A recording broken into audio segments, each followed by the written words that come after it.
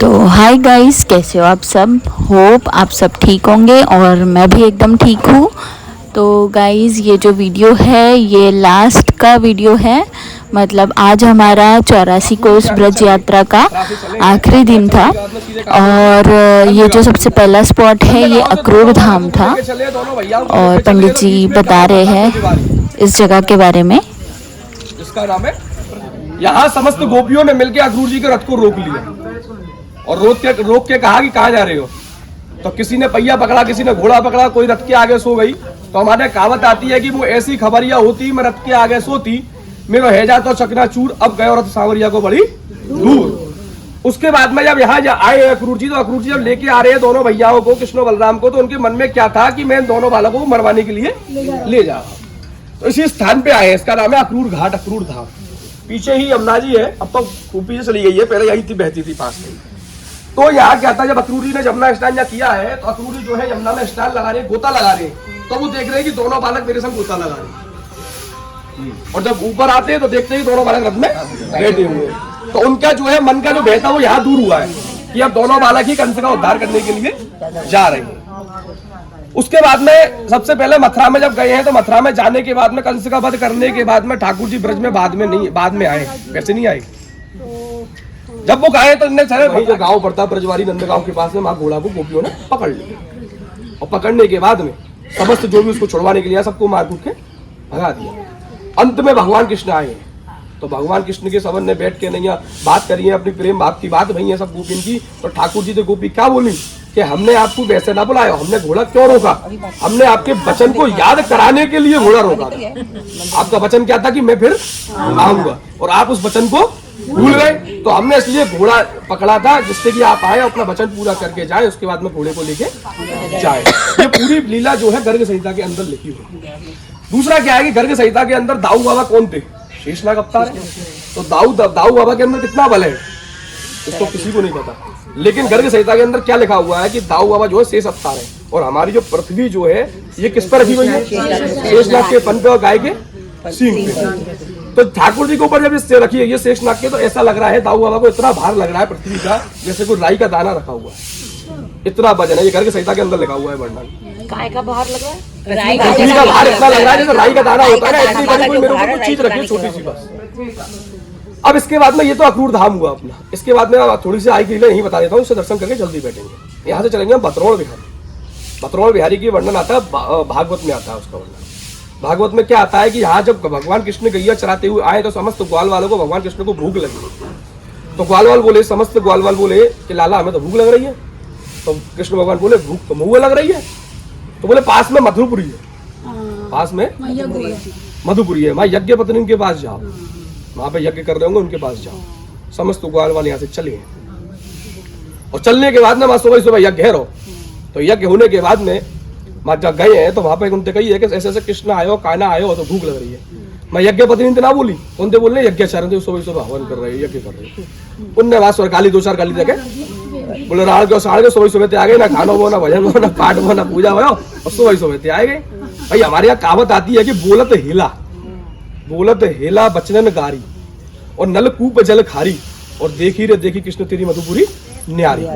तो ठाकुर जी जब माँ से बातें सोच तो ग्वाल वाल जब भगवान के पास आए, तो भैया तेरी मथुरा तो बड़ी न्यारी है। बोले क्यों, क्या है वो, माँ तो सोच गाड़ी ऊपर रही है, तू खावे की बात कर रहे हो। तो बोले कौन के पास गए, बोले वहाँ यज्ञ चल रहे, यज्ञ कर रहे उनके पास गए। बोले उनके पास क्यों गए, उनकी पत्नियों के पास जाओ। तो फिर दोबारा समस्त ग्वाल वाल चलेंगे मथुरा के लिए। तो मथुरा में जब यज्ञ पत्नी के पास पहुंचे कि ऐसे ऐसे नंद को लाला आए और भूख लगी है, तो मैंने भोजन मंगाए। तो समस्त जो है वहां से यज्ञ पत्नी अधिका वो उन्हें दियो ना कछु, तो खुद लेकर चलिए थाली में भात। यहाँ आई है इसी जगह ठाकुर जी का भात का भोग लगाया उन्होंने। तो भात का भोग जो लगाया है ठाकुर जी का, तो ठाकुर जी अति प्रसन्न हुए। तो ठाकुर जी का नाम पड़ा बतरौल बिहारी, भात को अरोगाया, तो ठाकुर जी बतरौल, तो बतरौल बिहारी ठाकुर जी का नाम पड़ा। इसके बाद में भात खाने के बाद में ठाकुर जी प्रसन्न हुए। उन्होंने कही गोपियों वरदान मांगो, यज्ञ पत्नियों वरदान मांगो। तो उन्हें वरदान नहीं मांगा, उन्होंने क्या कहा कि आपके दर्शन हो गए, यही हमारे लिए वरदान है। बोले फिर भी मैं तुम्हें वरदान देता हूँ कि जो तुम्हारे पति हैं वो तो भटकते डोलेंगे बन बन, और जो तुम हो वो ठाकुर जी के दर्शन करती हुई चलेंगी। तो हमारे यहाँ 8 झांकियों में, और हम लोग जो है भटकते डोलने आपके संग में। राज महाराज सो जैसा कि मैंने बोला गाइस कि हमारा लास्ट डे है आज वृंदावन में, और देखिए कैसे बारिश का मौसम बना हुआ था और बारिश आई भी थी थोड़ी थोड़ी। और ये देखिए पंडित जी यही बता रहे हैं कि ये यमुना जी है, वो देखिए यमुना जी जहाँ पे हम लोग खड़े हैं ना वहाँ तक थी, बट अभी डेवलपमेंट के कारण सब अब उतनी यमुना जी यहाँ पे है नहीं।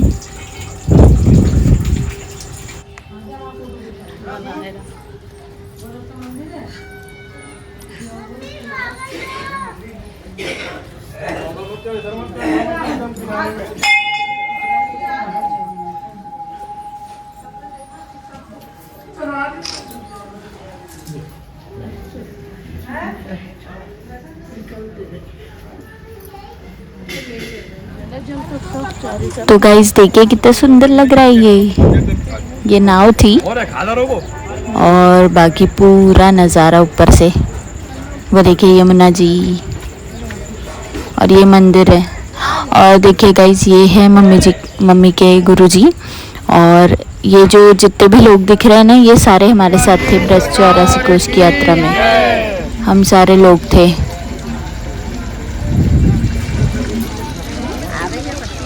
हाँ आ गए राधे राधे। हाँ राधे राधे। फोटो जरूर भेजना। जहाँ लक्ष्मी जी का मंदिर है, हाँ ठीक है। अभी यहाँ से यमुना नदी हम बीच में सेंटर में जब हम चलेंगे तो वृंदावन का पूरा व्यू नजर आएगा आपको। यमुना जी के बीच से, यमुना जी के अंदर जब चलेंगे, हाँ उनके ऊपर होके निकलेंगे, तो जो है वृंदावन का यमुना नदी वाला जो है पोर्शन दिखाई देगा आपको, वो फोटो खींचने वाला है। ठीक है। तो गाइज ये थे हमारे श्याम सुंदर भैया जो हमारे ड्राइवर थे, और अभी उन्होंने वही बताया कि हम लोग एकदम यमुना जी बह रही है और उनके बीच से हम लोग जाने वाले हैं।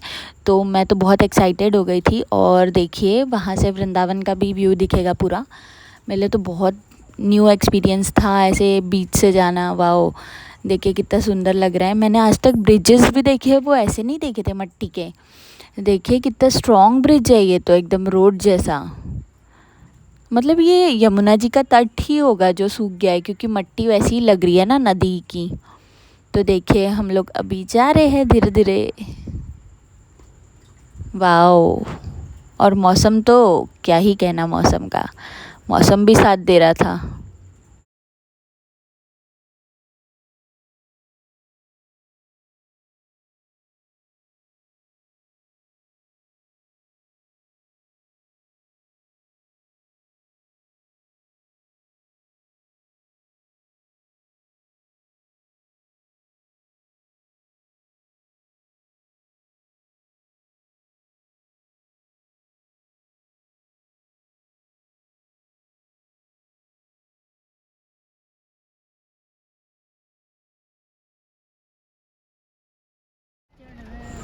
तो गाइस देखिए कैसे भगवान जी बरसने लगे और बारिश वारिश आ गई थी वहाँ पे, और इतना सुंदर हो गया था नज़ारा, बहुत मस्त लग रहा था।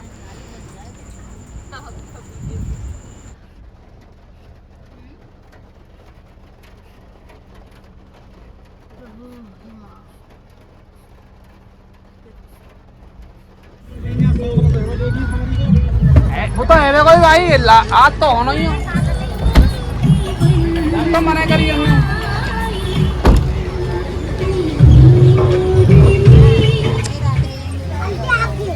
राधे, हाँ हाथ कर।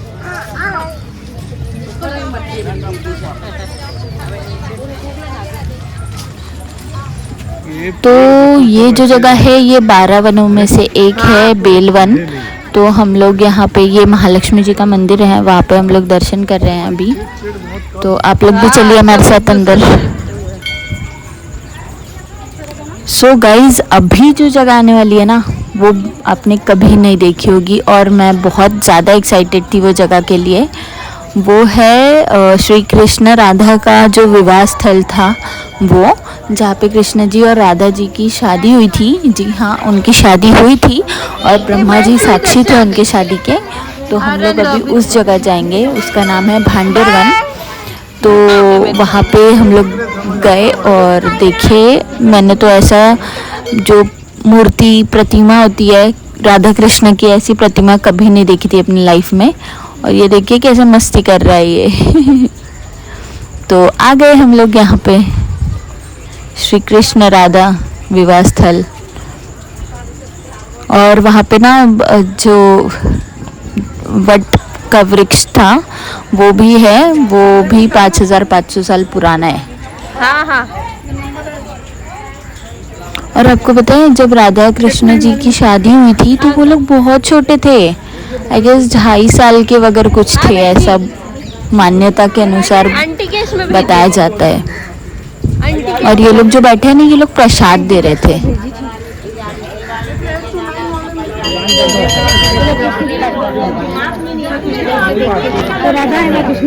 दर्शन करने दो, जरा आगे आगे बढ़ते रहो।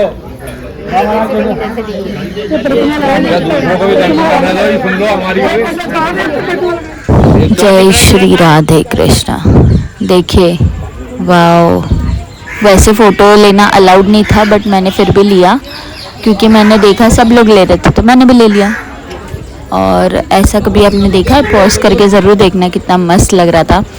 और ये अंदर की जगह थी,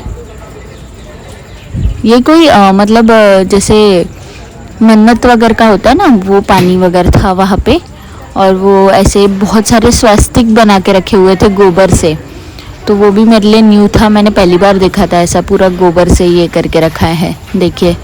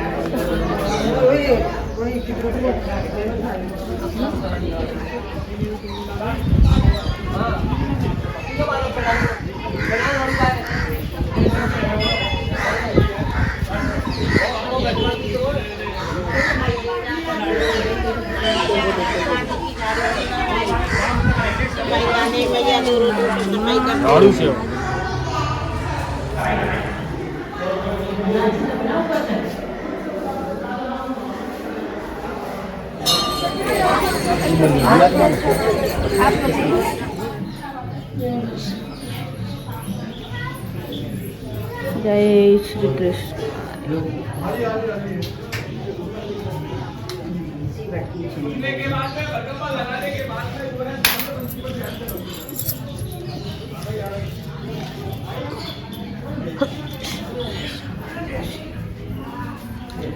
सो गाइज, भांडेर वन के बाद मुझे सबसे ज़्यादा जो जगह पसंद आई और मेरे दिल को एकदम भा गई वो जगह है बंसी वट, जहाँ पे ये जो वट वृक्ष है ये साक्षी है। जब बंसी जब कृष्ण जी बजा रहे थे ना, तो इन्होंने अपने अंदर में उस चीज़ को समा लिया था।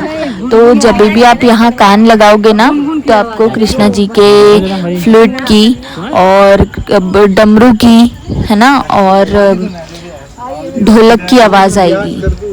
बट इतना है कि आपको बहुत ध्यान से सुनना पड़ेगा। और बोला जाता है कि नसीब नसीब वालों की बात है, किसी को सुनाई देता है किसी को नहीं देता है। बट मुझे पूरा सुनाई दिया, मुझे डमरू की भी आवाज़ आई थी और जो ढोलक की आवाज़ थी वो भी आ रही थी। पता है, मैं कान लगा रही थी ना, तो ऐसा लग रहा था कि कोई अंदर से ऐसे ठोक रहा है, ठक ठक ठक ठक ठक।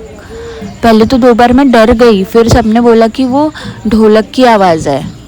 फिर मैंने ध्यान से सुना तो डमरू की भी आवाज़ आने लगी थी। बट हाँ, फ्लूट की आवाज़ तो नहीं आई तब। मैंने ये जो मैं ले रही हूँ ना टेक, ये तो मैं लास्ट का लिया था मैंने, मेरा तो मन ही नहीं भर रहा था। 3-4 बार मैंने कान लगा के सुना और सबसे आखिरी भी मैं ही गई गाड़ी के पास और सबसे लास्ट में हमारी गाड़ी निकली है यहाँ से। देखिए हाय, ये झाड़ और ये जगह वाह। अरे चारी का मुँह है।